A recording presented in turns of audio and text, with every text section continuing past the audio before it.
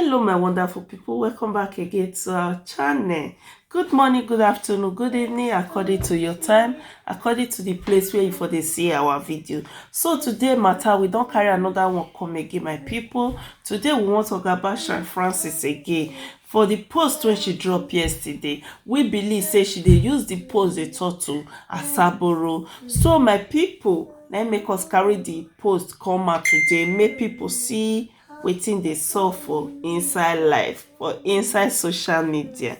So the post wey she drop say olosho wey don hustle retire for Europe go one day analyse person.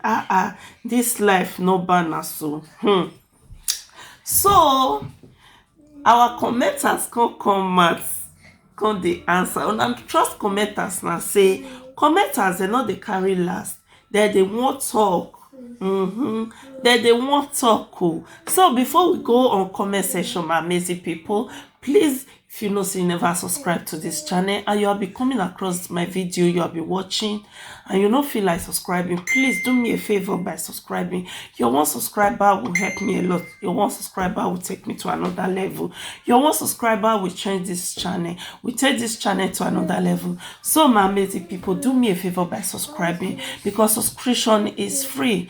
Do me a favor, do your girl a favor by subscribing. God bless you, my amazing people. So let's go on the comment section where Shine Francis comment section. Most see wetin our people, our commenters talk. I know say our commenters, they not get that, they always give on woto.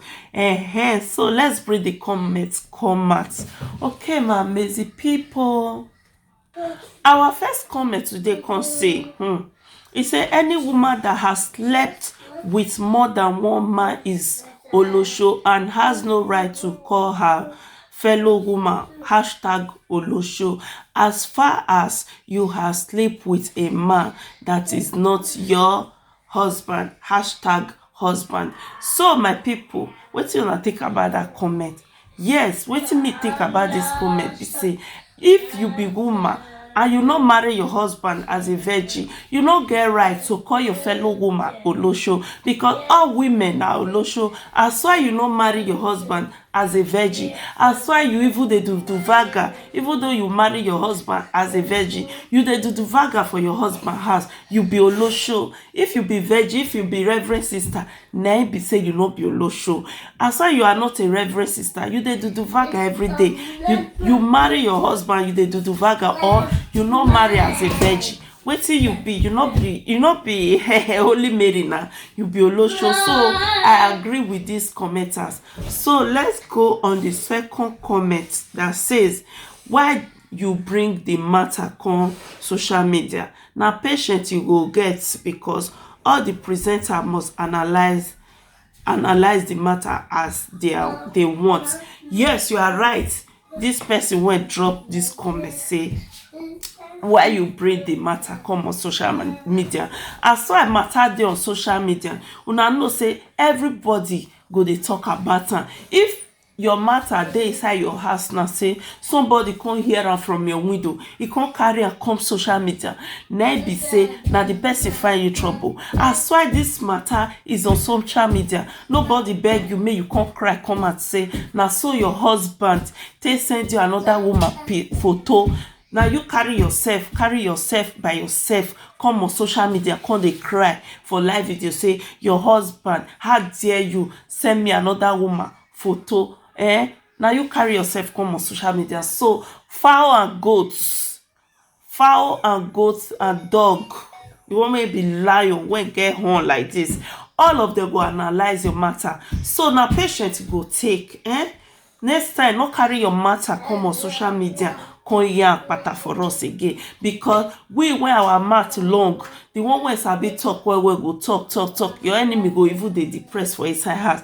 So next time, not try and carry your matter come on social media, especially husband and wife matter. Let it be private. So let's go on the second comment. This one say, madam, is okay now, let the matter go, Joe. Okay. Una know say as we dey edit, we go paste the video for now. Mona, we will paste the comments. Mona for see the comments, okay? Yes, my. Our second commenter can say, now you give one take analyze your matter. Bible say in everything get wisdom. You and husband get issue, you can't dey talk am for Facebook. My dear, you not do well. Olosho is happy with her family.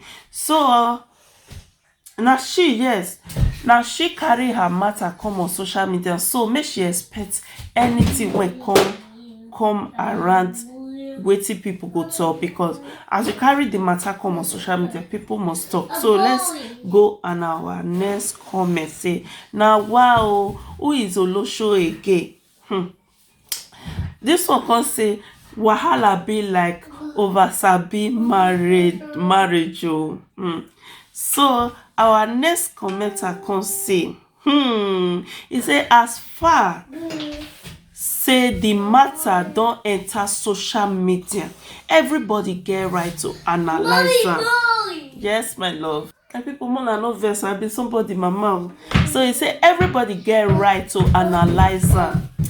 You could have thought of that before coming out on media. My advice be say no dey reply again since you don't already settle everything with your husband. So our next commenter can say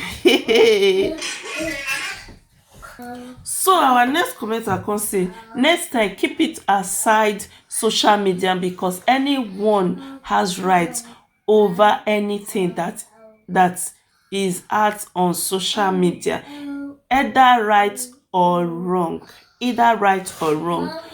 With all this problem going on here on media, you supposed to know say social media will not help it will worsen it.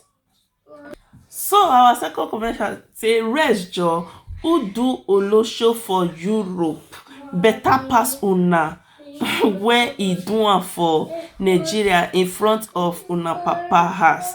Sister, if you do not want anyone to interfere in your life or marriage, do not bring it on social media. Some people, according to this comment, some people for Nigeria, they say girls do olosho for Europe. Not be all girls wey dey Europe for now. Not be all girls dey Europe. Not be all girls wey dey Europe. Not be there be olosho for na information. So girls dey this Europe wey never enter streets before, wey never go do road work before. Mona get am right like that. Say no be all girls wey dey Europe, no be olosho. So wetin this person talk say people wey even come Europe come do that olosho, na im better pass una wey dey do am for Benin. Sean Francis, make you dey sometimes you dey talk, dey mind word when they come out for your mouth, because I know say if you dey vex, you be this person, you know say you be short woman and you not tall like that. So all these short women, their body dey hot well. If they dey vex, they no dey control word when they come out for their mouth. Yeah, you say women when they abroad, they be olosho, but you won't marry man when they abroad. You know say man when they abroad na still olosho. So men for this abroad, then they do olosho pass women. If you don't know, if your husband no be olosho, wetin make am go carry another woman? He do vaga the woman finish, he can't even send you the picture. He can't send you the picture, my people. Abeg, let's go on our next comment, Joe. He said, Mrs. Shine, you are bigger than this. Stop calling your fellow woman olosho. Okay. And our next commenter, last comment of today, say, see, oh, I do not like all this. I cannot leave friend for friend, oh. Oh, Koro. Okay, now your two besties they fight. So some amazing people. Wetin I think about this video. And I know say as we dey edit, we'll drop the posts, the comments where people write. Make una for see the comment. So my people, no fail to drop your opinion, drop your comments. Wetin you think about this video? And wetin you think about Sean Francis when they call people olosho? And all women are olosho. As why you do the voodoo vaga, as why you not marry as a virgin, as I said before, say woman, all women Now olosho. So stop calling woman, your fellow woman, olosho. Abi na she dey na she dey do vaga your oga.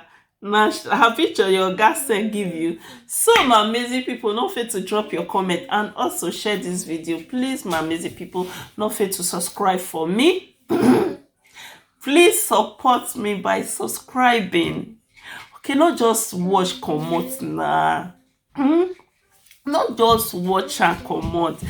Please help your girl take subscribe. I need this una subscription. That your one subscription. Enjoy my subscriber. If you carry me go Jamaica. So my amazing people, see you on my next video. God bless you. Stay blessed.